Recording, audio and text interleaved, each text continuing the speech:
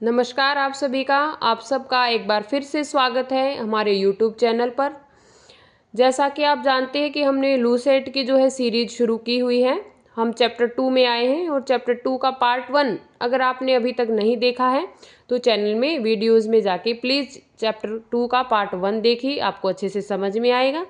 चलिए ज़्यादा टाइम न लेते हुए हम आगे इसको शुरू करते हैं पार्ट 2 को।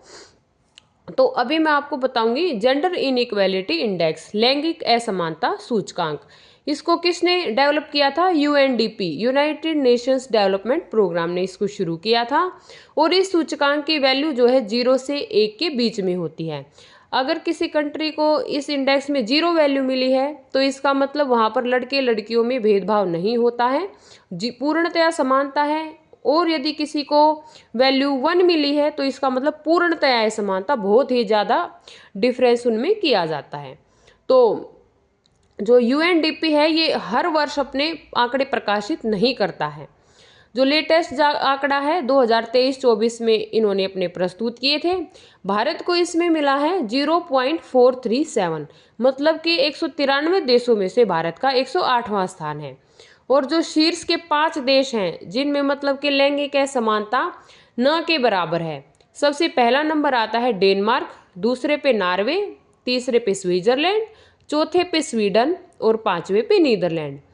और अब बात करते हैं भारत के पड़ोसी देशों की। तो चीन जो है 47वें स्थान पे है, श्रीलंका 90वें स्थान पे है और भूटान 80वें स्थान पे है। अब अगर पेपर में हमें 4 ऑप्शन दे दें तो हमें पता होना चाहिए कि भारत जो है इन देशों से हमारा अभी इस मामले में पिछड़ा हुआ है। चीन, श्रीलंका और भूटान हमसे इस मामले में आगे है। अब आता है नंबर वर्ल्ड हैप्पीनेस इंडेक्स का। वर्ल्ड हैप्पीनेस इंडेक्स को 2012 में सस्टेनेबल डेवलपमेंट सॉल्यूशन नेटवर्क ने इसका प्रकाशन शुरू किया था। और इस इंडेक्स की वैल्यू 0 से 1 के बीच में होती है। 0 फिर से वही वर्स्ट वैल्यू मानी जाती है और 1 जो है हमारी बेस्ट वैल्यू मानी जाती है। 0 का मतलब ये है कि उस देश के लोग बिल्कुल भी खुश नहीं हैं, और जैसे जैसे वैल्यू 1 की तरफ जाती जाएगी मतलब कि उस देश में जो है खुशहाली बढ़ती जाएगी, वो लोग खुश हैं। और 1 का मतलब है कि वे लोग, उस देश के लोग पूरी तरह से खुश हैं। तो सबसे ज़्यादा खुश कौन से देश के लोग हैं? फिनलैंड के, फर्स्ट रैंक है फिनलैंड की। उसके बाद नंबर आता है डेनमार्क का, फिर उसके बाद नंबर आता है आइसलैंड का। भारत का जो है 147 देशों में से 118वां स्थान है। और सबसे कम खुश, ना के बराबर जो खुश है अगर कोई देश है, लोएस्ट रैंक जिसकी है वो है अफगानिस्तान। सॉरी। अब है बहुआयामी गरीबी सूचकांक, मल्टी डायमेंशनल पॉवर्टी इंडेक्स। 2010 में इसको पहली बार जो है ऑक्सफोर्ड निर्धनता एवं मानव पहल तथा संयुक्त राष्ट्र विकास कार्यक्रम के द्वारा प्रकाशित किया गया। 109 विकासशील देशों की जो है एमपीआई को ये मापता है।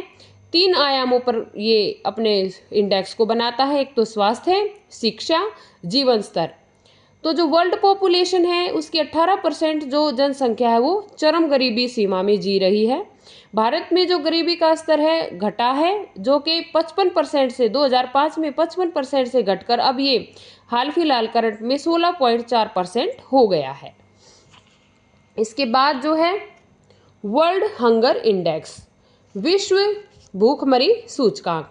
इसकी शुरुआत 2006 से हुई थी अंतर्राष्ट्रीय खाद्य नीति अनुसंधान संस्थान के द्वारा, लेकिन 2018 से जो है इसका प्रकाशन जर्मनी से वैल्यू हंगर हिल्फे और कंसर्न वर्ल्ड वाइड की संयुक्त परियोजना के द्वारा किया जा रहा है। इस इंडेक्स की वैल्यू 0 से 100 के बीच में होती है। 0 का मतलब होता है बेस्ट, कि इस देश में बिल्कुल भी भूखमरी नहीं है। और 100 तक जब वैल्यू वापस जैसे 100 पे चली जाएगी तो इसका मतलब ये है कि वहाँ पर भूखमरी चरम सीमा पे है अपनी। तो इसके जो किस किस डायमेंशंस पे वर्ल्ड हंगर इंडेक्स को निकाला जाता है, तो अल्प पोषण, बाल दुबलापन, बाल ठिगनापन और बाल मृत्यु दर। अब मैं इसकी वैल्यूज़ की बात करूं, जिन कंट्रीज़ को अगर इसमें 1 से 0 से लेकर 9.9 या उससे कम वैल्यू मिलती है तो उस देश में कम अल्प भूखमरी है। और 10 से 19.9 तक जिसको वैल्यू मिली है उसमें मध्यम भूखमरी है। 20 से 34.9 में उस देश में गंभीर भूखमरी है। 35 से 49.9 में भयानक स्थिति है। और अगर किसी कंट्री की वैल्यू ये 50 से ऊपर चली जाती है तो इसका मतलब कि उस देश में भूखमरी अपनी चरम सीमा पर है। भारत को जो है 123 देशों में से 102वां स्थान मिला है। आपको शायद ये कम दिख रहा होगा, मैं दोबारा बता देती हूँ। 123 देशों में से जो है भारत को 102वां स्थान मिला है। और इस भारत को कितना, इस इंडेक्स में कितने नंबर मिले हैं? 25.8, जो कि एक गंभीर स्थिति को दिखाता है कि भारत में एक भूखमरी की गंभीर स्थिति है। अब इस चैप्टर का लास्ट जो है हमारा सूचकांक आ गया है, ये है भ्रष्टाचार बोध सूचकांक। 1995 से अंतर्राष्ट्रीय गैर सरकारी संगठन ट्रांसपेरेंसी इंटरनेशनल के द्वारा इसको प्रकाशित किया जा रहा है। इसकी वैल्यू, इस इंडेक्स की वैल्यू हमारी 0 से 100 है। 0 का मतलब वर्स्ट, 100 का मतलब बेस्ट। जिस कंट्री को 0, 1, 2, 3 मतलब कि इस तरीके के नंबर मिलते हैं तो उनमें बहुत ही ज़्यादा करप्शन है। और 100 के करीब जिसको नंबर मिलते हैं या फिर पूरे 100 मिलते हैं, इसका मतलब है उस देश में बिल्कुल भी करप्शन नहीं है, वहाँ पे सभी लोग बहुत ही ज़्यादा ऑनेस्ट हैं। भारत को जो है 180 देशों में से 96वां स्थान मिला है। डेनमार्क जो है उसको पहला स्थान मिला है, मतलब कि लीस्ट करप्टेड कंट्री है, उस देश में सबसे कम करप्शन है।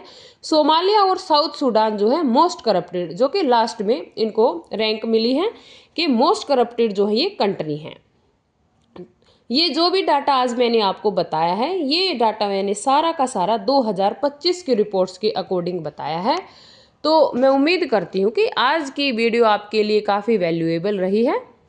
और आपने अगर इसका फर्स्ट पार्ट नहीं देखा है तो हमारे चैनल पे जाके इसका फर्स्ट पार्ट भी देखिए। और अगर आपको ये वीडियो हमारी अच्छी लगी, नॉलेजेबल लगी, तो प्लीज़ हमारे चैनल को शेयर कीजिए, सब्सक्राइब कीजिए, वीडियो को लाइक कीजिए, कमेंट कीजिए और वीडियो को शेयर भी कीजिए। और उम्मीद करती हूँ कि आप अपना प्यार इसी तरह से बनाए रखेंगे और मैं आपकी कम से कम इकोनॉमिक्स में तो इस तरीके से मदद कर पाऊँ कि आप जो है आने वाले अब CET के मेंस एग्जाम में इकोनॉमिक्स का कोई क्वेश्चन आप गलत ना करके आएँ। धन्यवाद।